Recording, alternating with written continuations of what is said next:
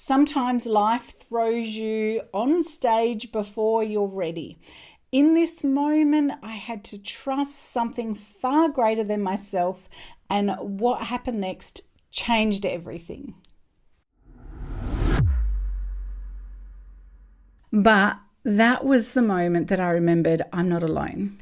And what I did is I called on the force of my spirit guide, Anya, and I literally put out a thought to her and I said, help me to come up with something that's inspiring and engaging.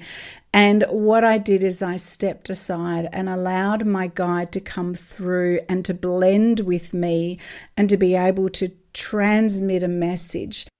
Welcome to Connecting to Spirit. I am your host, Lisa Brandis, and I'm here to help you unlock your intuition, channel with clarity, and deep dive into self-discovery, all while navigating the ups and downs of personal and spiritual growth. If you're ready to say goodbye to self-doubt, embrace your unique gifts, and connect with a supportive community on the same journey, then you're in the right place. Whether you're just starting out or you've been walking this path for years, this podcast is here to guide you, support you, and inspire you every step of the way. So grab a cozy spot, settle in, and let's dive into some empowering insights together. So I was standing on stage at one of the biggest festivals that I've ever spoken at. And the MC comes walking up to me at the end of my speech and says, "You've got 15 minutes to make something up." And in that moment, my heart started pounding. I had rehearsed what I was going to present. I had my introduction. I had my really beautiful connecting story that allowed me to share the wisdom and the magic of learning Reiki. And then what I had to do is lean on my connection to my spirit guide in real time to harness the energy to get through what was my biggest fear. So I don't know if you've ever been afraid of public speaking. I have heard that it's one of, for the majority of people, it's one of the things they fear the most. And as someone who actually loves engaging with an audience, I love speaking, don't worry, I get all of the same fears and insecurities that you might think would come up for you when you're standing in front of an audience, especially an audience of people that you don't know. So I'll take you a little bit back to the story and how I came to be standing on stage in front of a massive audience and having nothing to say.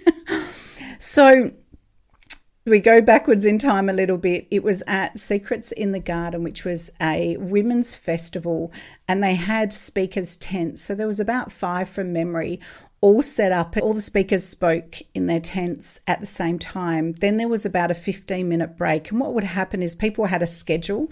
They knew the different speakers that were on stage, what their topic was. And then throughout the day, the audience would literally move from one tent to the other. And then they'd be engaging and taking on, the amazing talks. I think we had Michelle Bridges there and Ida Buttrose, and there were some amazing keynote presenters. And to be a part of this festival was such a big opportunity for me. And I had planned it months in advance. I knew pretty much word for word what my talk was going to be about. So this is the difference is there's things that challenge you and come up that you can't always plan for. And this is certainly what happened for me. So the MC, I'd been mic'd up. I had my PowerPoint ready to go. There was a big television screen. I had my signs for the business behind me. And the audience, there wasn't many people in the tent. And I just kind of thought, maybe they're not that interested in what I'm speaking about. So part of me was kind of relieved when I started talking to know that there was probably only about 50 people in the audience at that time. Little did I know the reason there was only 50 people in the audience instead of 250 was because the MC called me on stage 15 minutes earlier than I was scheduled to speak, earlier than the schedule that the whole audience members had received. My talk was due to start I think it was about 11 a.m. and he got me in at 10:45 and got me up and started talking. Now, the problem for me was that I didn't check the time because I was by that stage in full speaker mode. I was preparing, I was trying to do everything I could to calm down my nerves. And when the MC said it's time, I just jumped straight on stage and did my thing. So what started happening is I'm connecting with the audience. I'm really comfortable with them by this stage. There's an initial fear that sets in when you start speaking, where your heart pounds and you think you're going to die. And then within a few deep breaths, you feel the warmth from the audience and your knowledge kicks in and you start to feel more comfortable. So I knew there was, a little bit of time in the beginning and then my nerves would settle, which they did.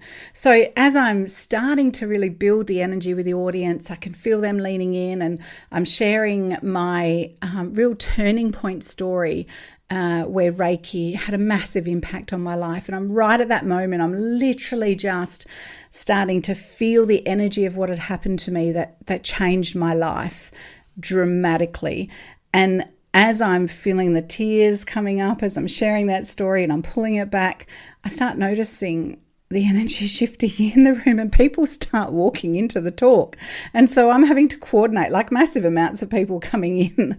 And there I am already halfway through my talk and then having to kind of work out on the fly how to greet people coming in. I'm in the middle of my turning point story, which if you're a speaker, that's the key moment when people really get to know who you are. It's that vulnerable sharing.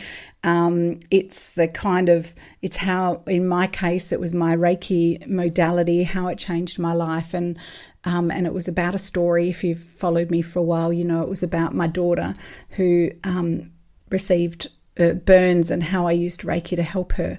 And also how that experience planted in my heart a desire to learn how to trust my intuition.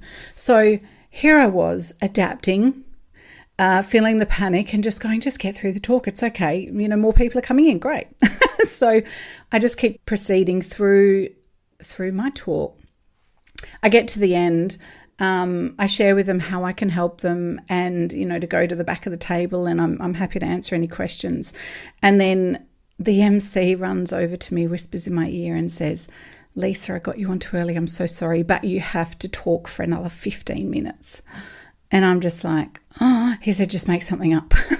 I'm like, worst fear ever coming true. But that was the moment that I remembered I'm not alone.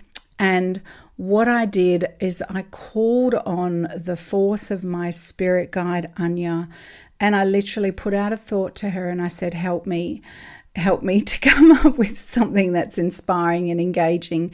And what I did is I stepped aside and allowed my guide to come through and to blend with me and to be able to transmit a message. And what she did as she came through was she guided them into a relaxation, grounding meditation. And it was amazing. I didn't know what she was going to say or how it was going to go.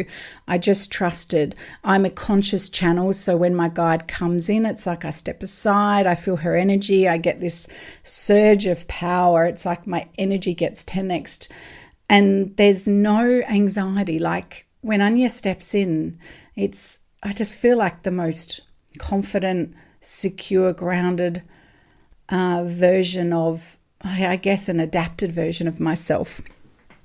Because I'm present with her. I'm not an unconscious channel. I'm with her. So it feels like a blending is probably the best way to describe it. So what she does is she starts communicating through me to the audience. We didn't announce that I was a channel. We didn't announce that she was going to come in and speak and that someone else was kind of working through me. This was a cold audience and they were, more executive women, so more business women. Probably not that spiritual, though many of them were open to spirituality and there was a few other spiritual speakers. So she didn't, I didn't pretty much announce, hang on, I'm going to let my guide come through and talk to you. We just did it. And what was amazing was and I'm only going from memory because it was a few years ago. So as she started doing the guided meditation, I'm pretty sure I started seeing people laying down. Like as she started to bring the meditation through. A couple of them laid down, just got really comfortable. Some stayed sitting. There was a few standing at the back of the room, but most of them had kind of taken a seat on the grass.